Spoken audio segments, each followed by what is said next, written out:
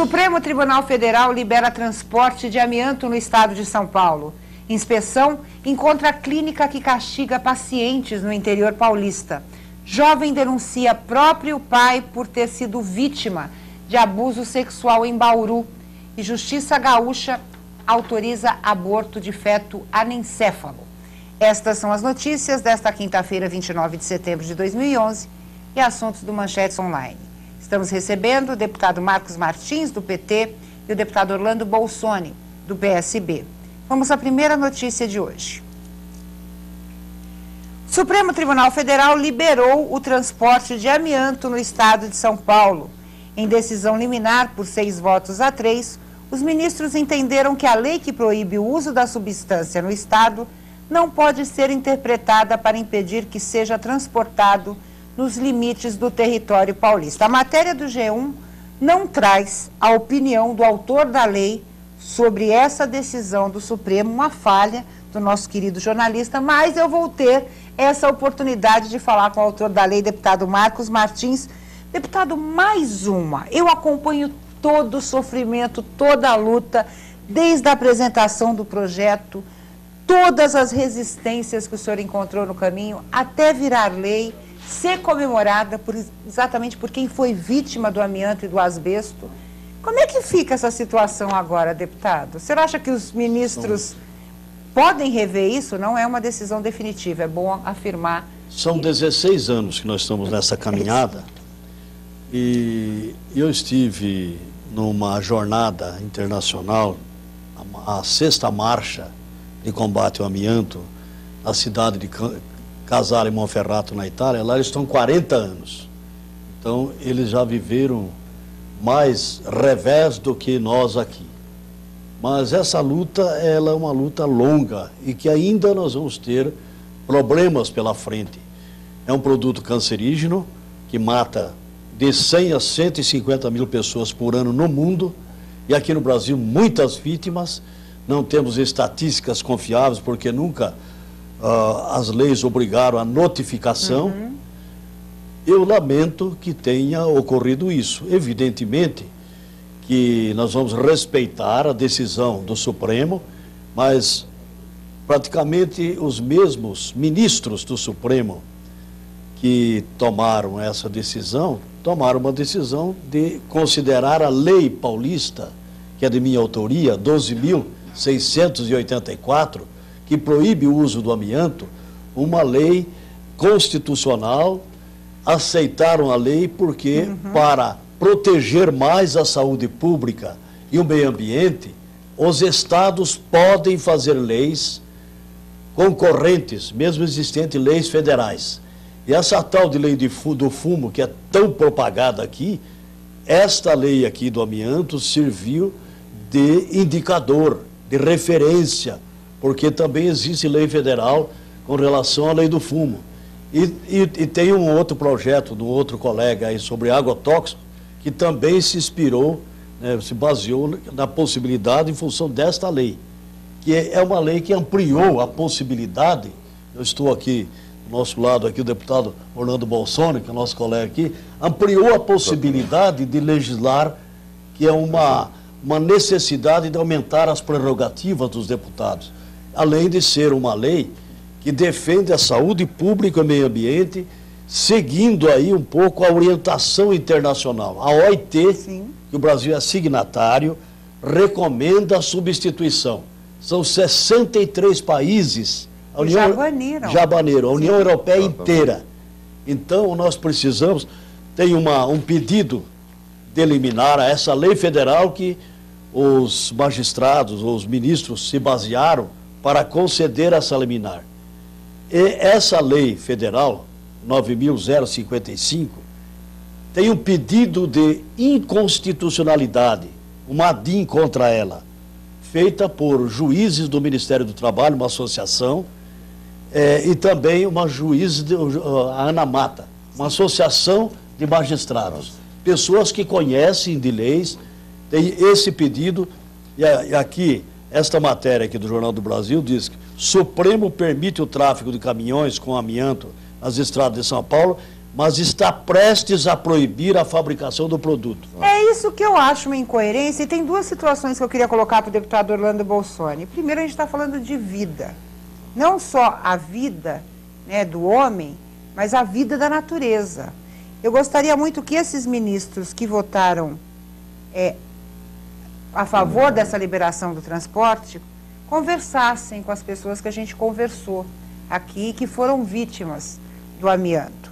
Mas 3 ministros, vendo essa importância, disseram o seguinte, vou citar os nomes, Aires Brito, Celso de Mello e César Peluso, que é o presidente do Supremo, disseram o seguinte, defenderam a proibição do transporte do amianto, segundo eles, o direito constitucional à saúde e à preservação do meio ambiente, neste caso, são mais relevantes que a competência do Estado para regular o transporte.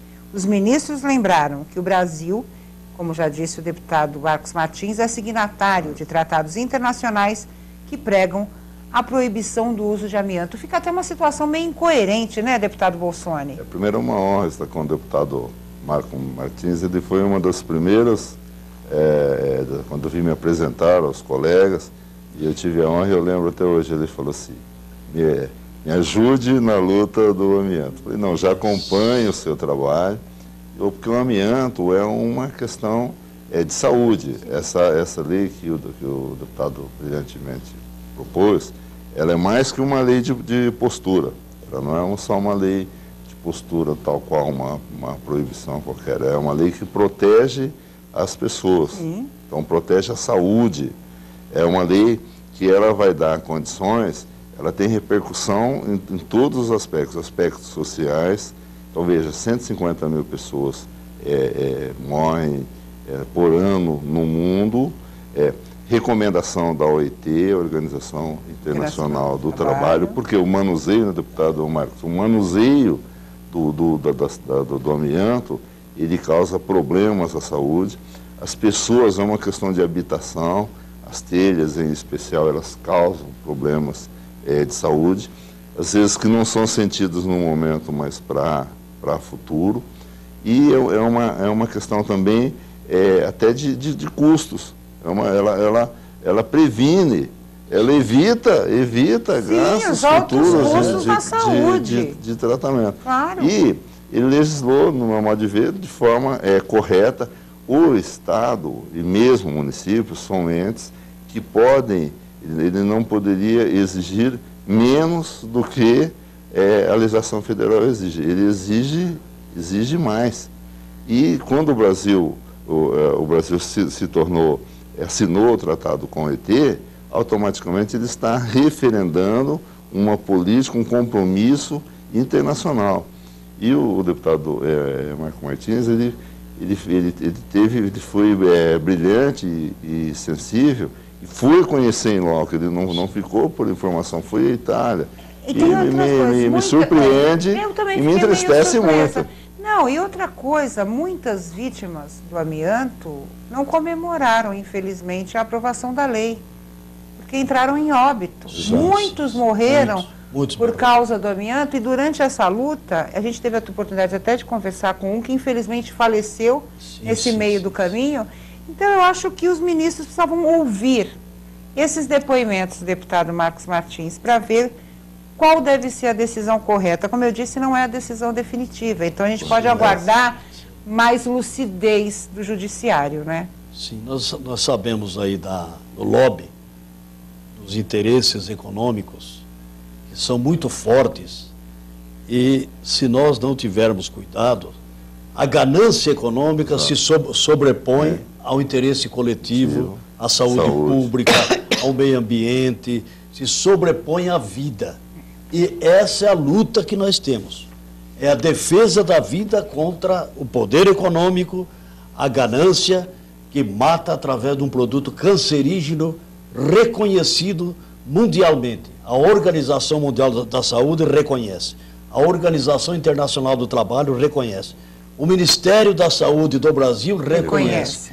A Secretaria da Saúde do Estado reconhece. Então, nós não podemos ter dúvida. 63 países já proibiu. E a ganância econômica e os lobbies por todos os cantos que possa se imaginar insistem em continuar matando e ceifando vidas. E mais uma vez eu peço aos jornalistas que ouçam, claro, o autor da lei, né, para a gente ter também essa posição. Então, o objetivo é sempre o espírito do legislador. Claro. Então veja que foi valorizar abrangente. o legislativo nesses momentos é essencial. Importante e o espírito do legislador. Quem pesquisou, quem buscou, quem aí se convenceu, quem foi a campo, quem foi ao exterior, foi o deputado Marco Martins. Então ele que tem, se tem uma pessoa que mais conhece sobre o tema no campo legislativo, obviamente é o deputado Marco Martins. Eu apresentei, Bolsoni, meu caro colega deputado, projetos quando era vereador, proibindo na cidade de Osasco, que tinha a maior fábrica de amianto da América Latina, da Eternit, que deixou um monte de gente doente. Eu registrava na Câmara as vítimas, os que morriam, mais uma vítima do amianto, para que conste nos anais da Câmara.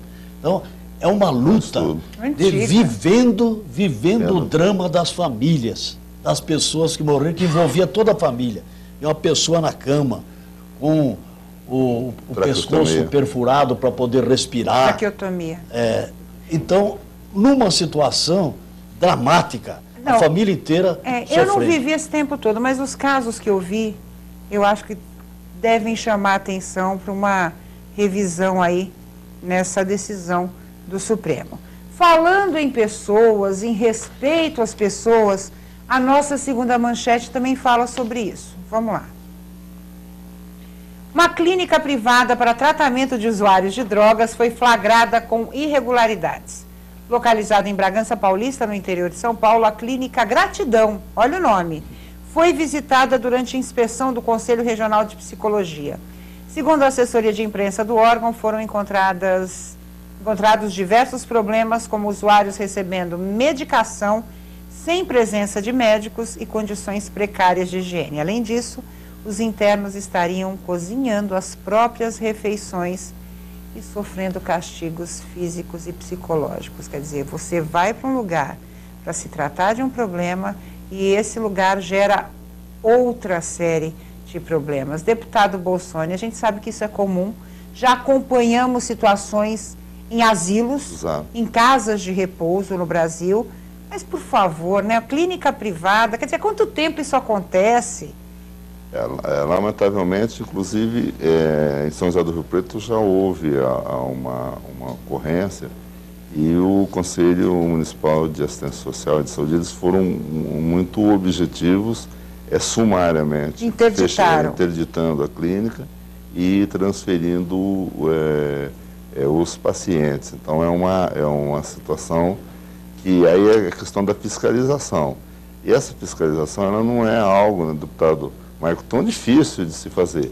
É se fazer a observação, o próprio Conselho de Saúde, o próprio Conselho de Assistência Social, normalmente são entidades cadastradas no CMAS. Essas inspeções, obviamente, têm que ser incertas, se conhecer o rol e a competência dos profissionais que prestam serviço, psicólogo, assistente social, do médico que dá assistência.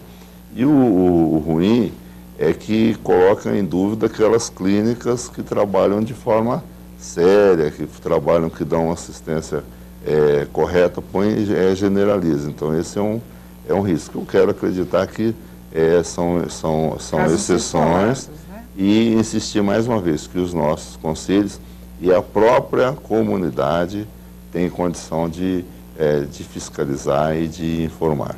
Faltou outra informação nessa matéria, eu já estou dando bronca nos colegas, mas existe uma luta aqui na Assembleia Legislativa, né, a luta antimanicomial. Por quê? A grande preocupação, exatamente quando se faz essas inspeções nacionais, a preocupação é que as clínicas não se tornem espaço de segregação, como acontecia nos manicômios. Então, eu acho que faltou aqui uma informação importante. Existe uma luta nacional contra manicômios, né, deputado Marcos Martins? E muito importante essa luta para que haja um controle público da saúde, essas comunidades terapêuticas, isso precisa ter algum tipo de subordinação ao SUS, que é o Serviço Único de Saúde, que é com todos os problemas que nós enfrentamos, mas é o que tem a maior abrangência, que ele precisa ser preservado. Então, nós precisamos ter esse cuidado para que haja fiscalização e o cumprimento da lei, a lei que ainda é limitada aqui, mas que não possa existir mais esse tipo de manicômio, que isso é uma vergonha. Não, e que o Estado garanta tratamento. Existe também uma discussão sobre leitos no SUS para tratamento de drogaditos, de pessoas que enfrentam problemas com álcool e drogas. Então, acho que tem que ampliar essa discussão, né, deputado Bolsonaro? Eu tenho uma PEC aqui, um pedido de um projeto de emenda da Constituição do Estado, para que o Estado garanta leitos para as pessoas que necessitem de tratamento, principalmente nessa área de drogaditos, que se chamamos os dependentes químicos. Sim.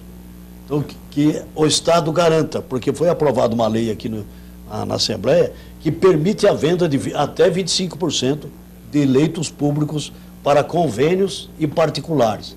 Então, nós precisamos, pelo menos, nos resguardar e garantir uma quantidade para atender essa demanda. Porque muitas vezes as pessoas buscam essas clínicas privadas por falta de alternativa, né? Total, sim, deputado Bolsonaro.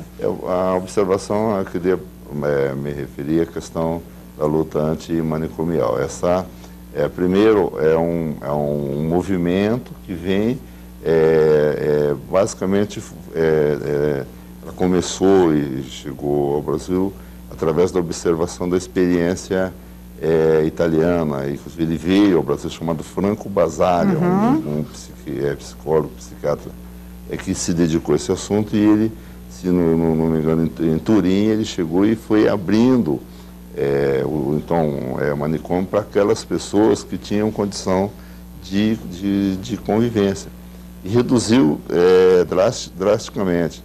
Nós temos experiências no interior, em todo o estado. A triste Franco da Rocha. Só acabar com o Juqueri, né? Já foi uma vitória muito grande. Então, agora, um cuidado que nós temos que ter é a questão seguinte, a questão dos extremos. Então, não se pode, em hipótese nenhuma, se imaginar, é uma questão de direito humano, um retorno ao passado. Mas que há que se pensar, outro dia ainda ouvia lições, conversava com o padre Júlio Lancelotti. Mas há que se proteger pessoas, eu falo, proteger o doente. Sim. Então tem pessoas, então nós temos que descobrir o mecanismo. Eu apresentei uma lei e eu espero que na comissão, já discuti a comissão de Justiça, de Constituição e Justiça, possa aperfeiçoá-la, talvez até observando os ensinamentos dessa PEC do deputado Marco Martins, no sentido assim, nós temos que dar condição também. Aquela pessoa que está sob risco, não significa que vamos voltar a esse passado triste, mas nós temos que dar condição de tratamento, de recuperação, que é difícil, das pessoas, em especial aquelas que ficam numa dependência extrema da droga e que sequer querem viver. Eu acho que tem que ter um atendimento específico. Eu tive a oportunidade há muitos anos, em 89, 90, conhecer um lugar chamado Pirapitingui. Era uma colônia de leprosos. Sim. E o que acontecia naquele local? Muitos doentes mentais eram levados para lá. Exato. Acabavam convivendo, doentes mentais, leprosos, houve uma segregação total. Era um lugar abandonado porque eram pessoas que viviam isoladas, as famílias abandonavam essas pessoas lá. E eu acho, acabou também Pirapitingui, mas eu acho que ainda existem muitos lugares que a gente não tem conhecimento, deputado Marcos Martins, porque muitas vezes a própria família também abandona. Sim, nós vivenciamos, temos esse problema, que é um desafio. Quando eu estive lá na cidade de Casale, Monferrato, nós observamos um tratamento diferenciado para as vítimas. No hospital tinha lá uma parte que era uma casa uma casa que tinha assim um pouco a semelhança da casa que a pessoa morava. Aqueles que estavam em estados meio avançado, e quando recebia visita, vinham os familiares, vinham os filhos e até os cachorros traziam, gato, traziam junto. Aí eles arrumaram um veterinário, além de ter Isso é tratamento humanizado, pensando na pessoa. Multidisciplinar, com psicólogos, assistentes sociais e as várias funções de tratamento. Também eles tinham os voluntários que ajudavam lá, faziam visita nas casas e as pessoas se sentiam bem. Por exemplo, logo na entrada tinha um viveiro e tinha lá uns periquitos na entrada do hospital. É o conceito de casa. Inclusive, eles chamam aquilo de tratamento paliativo. Alguns já estados terminais. Mas eles faziam aquilo para que a família também pudesse ser olhada. É importante dizer que no Brasil a gente tem também modelos de atendimento, né? A gente está falando das clínicas que não funcionam e que devem ser fechadas, interditadas ou regularizadas, mas a gente tem modelos de atendimentos muito interessantes no nosso país. Falando em família, hoje eu estou com umas manchetes pesadas, viu? Vamos falar sobre a questão da jovem que denunciou o próprio pai por abuso sexual. Vamos lá. Uma jovem de 18 anos denunciou seu pai no início de setembro por abusá-la sexualmente durante a infância e adolescência em Bauru, no interior de São Paulo. Ele é um advogado conhecido na região e já integrou a Comissão de Direitos Humanos da Ordem dos Advogados do Brasil. Para mim, essa informação não leva a nada, porque eu acho que, independente de ser conhecido, ser integrante da Ordem, está aí com outras vítimas também, e ele deve se apresentar essa semana na Delegacia da Mulher para falar a verdade ou para prestar os seus esclarecimentos. Deputado Marcos Martins, onde é que a gente vai parar, hein? São várias ocorrências, notícias que nos deixam entristecidos, né? De ver ainda o que ocorre em nosso país, aqui no nosso estado, principalmente, que nós somos deputados estaduais, né? Nosso estado, relacionado às pessoas. Então, esse combate à pedofilia, esse combate à violência contra a mulher, contra as crianças, os idosos, né? Nós estamos chegando aí, agora se comemora, né? Se não me engano, dia 27, o Dia Mundial do Idoso. 27 de outubro, né? Exatamente. 27 de outubro. Isso. Então, que necessitam também de uma atenção especial, principalmente aqueles que têm problemas de saúde, já naturalmente o problema da idade, mas agora, quando a gente se depara com uma situação dessa, uma pessoa que estudou, tem conhecimento, né, tem formação, se comprovado esse tipo de denúncia, né, que parece que há uma denúncia, precisa ser comprovada para que ninguém seja condenado sem ter... Ele vai ter o direito à defesa. Sem ser culpado, né? Então, sempre a gente parte de ter esse cuidado, né? Mas a matéria diz o seguinte, o que me chamou a atenção. A denúncia foi feita pela jovem por sua tia, que também tem 18 anos. Depois foram identificadas outras 2 possíveis vítimas. Uma sobrinha residente no Paraná e um menino de 9 anos, também da família, que estaria sofrendo abuso desde os 6 anos. É claro que, independente de ser culpado ou não, ele tem que ser ouvido, deputado Bolsoni. Porque ninguém vai denunciar. E a gente tem casos, claro, de denúncias por raiva, problemas familiares, mas nesse caso cabe aqui uma apuração bem detalhada. Acho que toda apuração tem que ser bem detalhada. Essa, como você bem lembrou, mais ainda, porque essa ela tem a questão de, ela não feriu tanto emocional quanto fisicamente só aquela pessoa ser ocorrido. É uma questão que feriu, que atinge toda a sociedade, né? Claro. Deputado Marcos Martins, ela atinge por causa da própria, do clima que se cria, do jeito de se pensar. Veja que você, quando abriu uma matéria, você falou assim, às vezes estou só com notícia, quer dizer, é uma notícia pesada, uma notícia triste, dolorida, né? Dolorida, verdade, né? Então ela transcende a vítima. Então, esses casos, eu diria, e o deputado Marco Martins acompanha bem, atinge toda a sociedade. Daí a apuração ela tem que ser, obviamente, isenta, mas ser também rápida, para poder servir também de exemplo e ser um alento para a sociedade. Olha, isso quando ocorre, claro, que é um agravante nessa situação. A menina disse que quando era mais nova, ela chegou a relatar os abusos para a mãe, que não vive mais com o pai tem outra esposa, mas ela não tomou providências na época. Então a omissão, o medo, precisa ser revisto nesses casos. Os relatos, lá nós temos uma secretaria em São José do Rio Preto que cuida dos interesses de proteção à mulher, à família. E é interessante como há omissão de informação, às vezes por causa da dependência econômica. Sim, emocional. Emocional. Então, maus tratos, aí há a necessidade de se ter as casas, nós temos 2, no caso, para se proteger as pessoas. Agora eu vou contar uma coisa muito triste para o senhor. Dos 5.500 e poucos municípios brasileiros, somente 130 têm abrigos para mulheres vítimas de violência. É uma coisa a ser pensada. Eu tenho 1 minutinho e meio, só quero a opinião, se a favor ou contra essa decisão. Justiça Gaúcha autoriza aborto de feto anencéfalo. Vamos lá. Justiça do Rio Grande do Sul autorizou uma gestante de Porto Alegre a fazer o aborto de um feto anencéfalo, sem o cérebro. O juiz responsável pelo caso afirmou que o procedimento vai preservar a saúde física e psicológica da mulher. De acordo com a Justiça, exames apontaram que o feto tem má formação do crânio e que o fígado e o coração estão expostos.